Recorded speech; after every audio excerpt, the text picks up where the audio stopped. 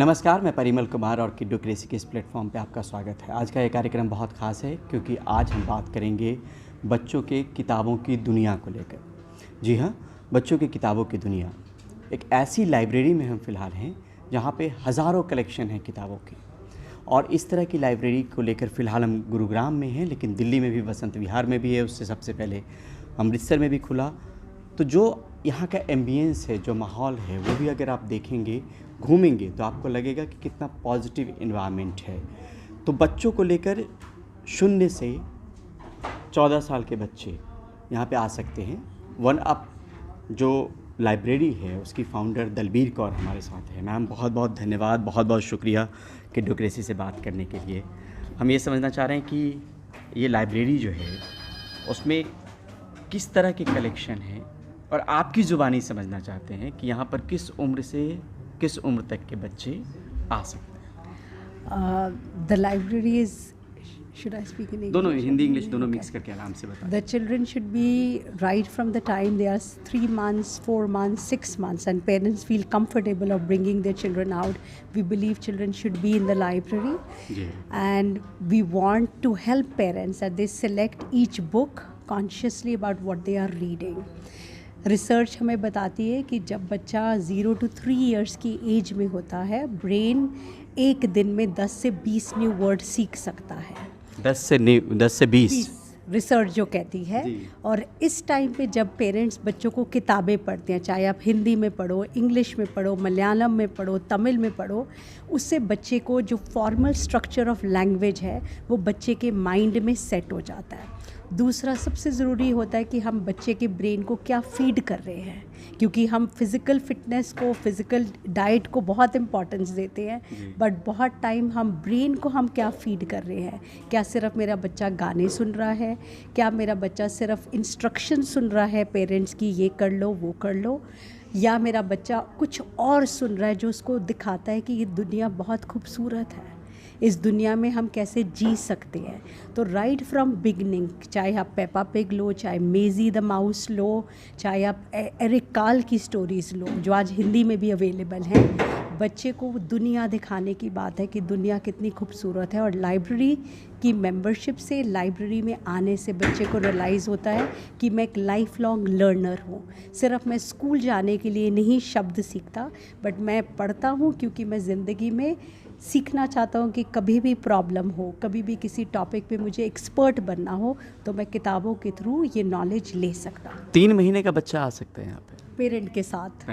Parent के साथ वो सिर्फ माहौल को ऑब्जर्व करेगा, पेरेंट रीड करेगा, पेरेंट बच्चे को रीड करेगा, हमारे फैसिलिटेटर्स उनको रीड करेंगे, और बच्चा 3-4 महीने का, जैसे हम जब पेरेंट्स के साथ कॉन्वर्सेशन और कॉन्फ्रेंस करते हैं, उसमें हम 6 to 12 मंथ्स में बच्चे की डेवलपमेंट देखते हैं कि क्या बच्चा बुक की तरफ अपना हाथ उठाता है, मतलब क्या बच्चा यहाँ आने के बाद वो क्या बुक को अपने मुंह में डालता है, बिकॉज वो भी एक सिग्नल है कि बच्चा कह रहा है मुझे पढ़ो, मेरे को पढ़ाओ, बुक पढ़ाओ, राइट। वो क्या आपकी लैप में आके बैठ जाता है और बोलता है मुझे कहानी पढ़ो, और बुक की पिक्चर्स को हाथ लगा लगा के क्या वो स्टोरी का मतलब या स्टोरी को स्टोरी बता सकता है।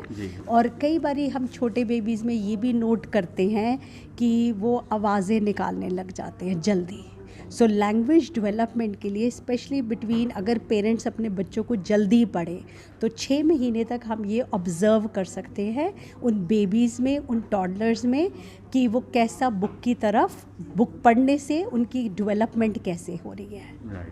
ये चाइल्ड साइकोलॉजी को लेके जो चीज़ें आपने बताई मैम, बहुत इंटरेस्टिंग है, ख़ासतौर पे उन पेरेंट्स के लिए जो पेरेंट्स बनने वाले हैं या अभी तुरंत बने हों।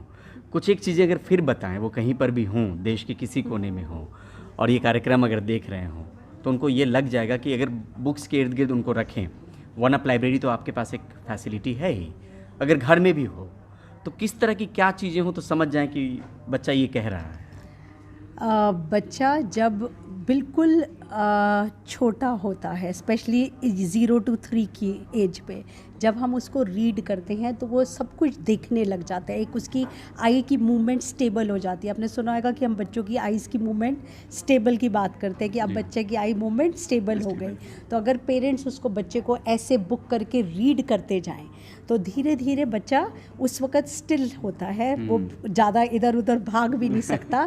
तो जब तक 4-5 महीने तक जो पेरेंट्स अपने बच्चे को दिन में, क्योंकि जो बोर्ड बुक होती है बच्चों की वो हार्डली 2-3 मिनट की किताब होती है, तो अगर आप वो 2-3 मिनट सुबह, दोपहर, शाम, रात को बच्चे को पढ़ते जाओ तो आप देखते हो कि बच्चे का फोकस बन जाता है।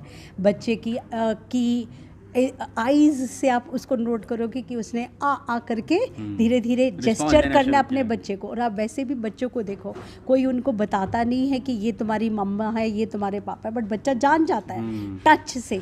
सो सिमिलरली जब बुक्स, आजकल बुक्स हमें बोर्ड बुक्स में हमें क्लॉथ की बुक्स मिलती हैं, बाथ के लिए बुक्स मिलती हैं, उनके कार की सीट के साथ लगाने के लिए बुक्स मिलती हैं, और चंकी बुक्स मिलती हैं जिससे बच्चा जल्दी से उनको पेज को फाड़ नहीं सकता। सो अगर हर पेरेंट अपने घर में 2, 4, 10 जो किताबें आप ले सकते हो और उन्हीं को बार बार पढ़ो। अगर हम ज़्यादा कलेक्शन नहीं ले सकते तो वो ये 4-5 किताबें रोज़ पढ़ो, तो उससे बच्चे को एक दुनिया दिखती है और वो दुनिया कैसी लगती है वो भी दिखने लग जाता है। तो इसके लिए किताबों को बच्चों को आसपास रखना बहुत ज़रूरी है। दलवीर कौर जी ने तो लाइब्रेरी तो बनाया ही, साथ में अलग अलग स्कूल में जो टीचर्स हैं उनको ट्रेनिंग देने का भी आप काम करती हैं।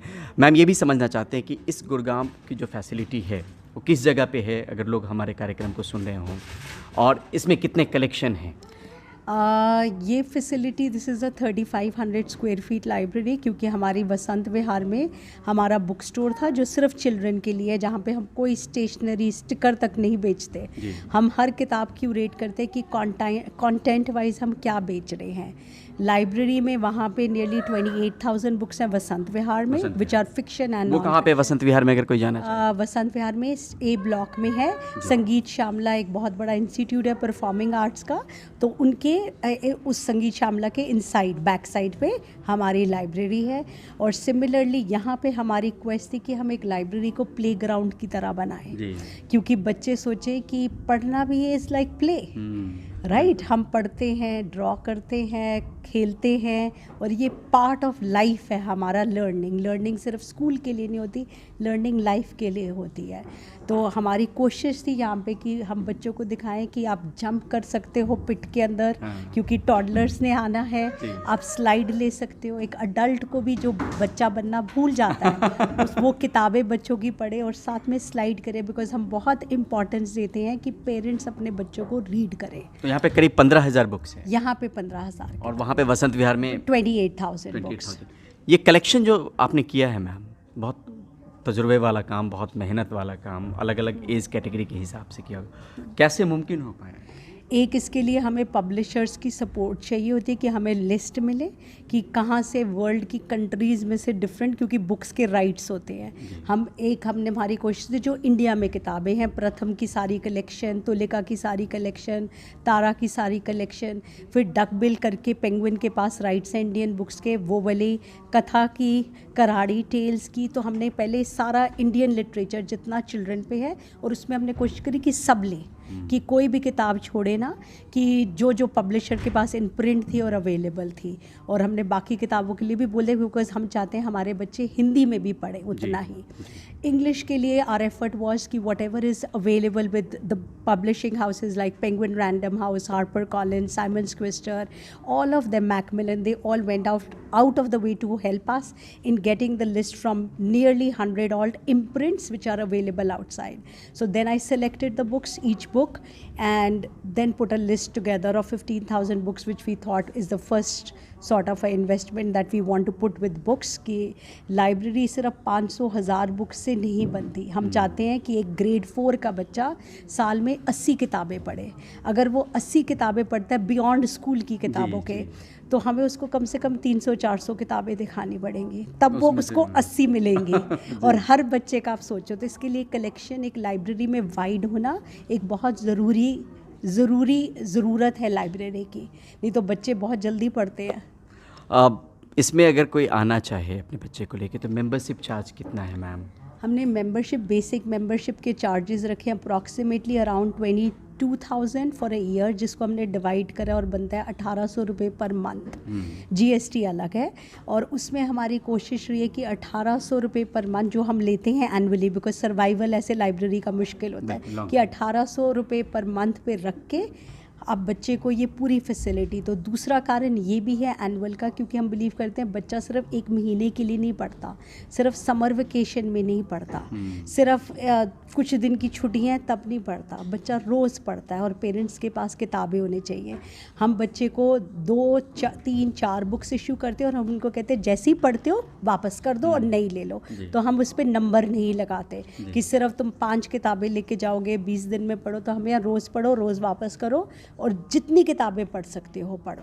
यहाँ पे किस तरह की गाइडेंस मिलती है पेरेंट्स के साथ बच्चों को? पेरेंट्स के साथ हम पेरेंट्स को सबसे पहले उनको, जो छोटे बच्चों के पेरेंट्स, हम उनके साथ मीटिंग करते हैं 1 to 1 उनको समझने के लिए कि आपके घर का माहौल कैसे है, आज तक आप क्या पढ़ रहे थे, किस तरह की किताबें पढ़ रहे थे, और फिर हम उनके लिए प्लान बनाते हैं। उस प्लान के होते हुए हम उनको गाइडेंस देते हैं अब क्या पढ़ना है, और उसके बाद हम उनके साथ हर महीने के बाद या 45 डेज़ के बाद हम चेक इन करते हैं। अच्छा। और उनको कहते हैं कि अपनी रीडिंग विजिबल कैसे करो, कि सो दैट पेरेंट्स को नज़र आए कि हम रीड कर रहे हैं, बिकॉज रीडिंग बहुत इनविजिबल एक्ट है।